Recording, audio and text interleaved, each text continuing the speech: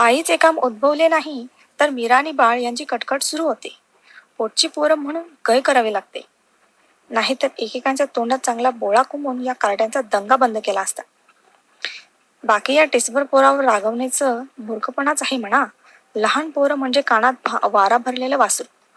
त्याने वेड्या वाकड्या उड्या मारल्या आणि थोडा धांगडधिंगा केला तर त्यात नवल कसले. पण आनंद आणि भया ही काही कुकुळं बाळे नाहीत. आनंदला हे 27वे 28वे वर्ष असेल.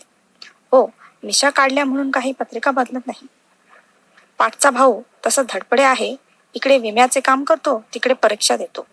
हे सारे ठीक आहे, पण आप्पा म्हणून आपला एक थोरला भाऊ आहे यापेक्षा माझे महत्त्व त्यांना अधिक वाटतच नाही.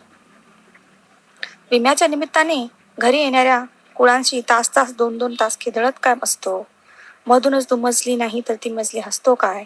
मीरा आणि बाळ यांना पाठीवर घेऊन कोकरू हवं का कुकरू म्हणून ओरडतो काय.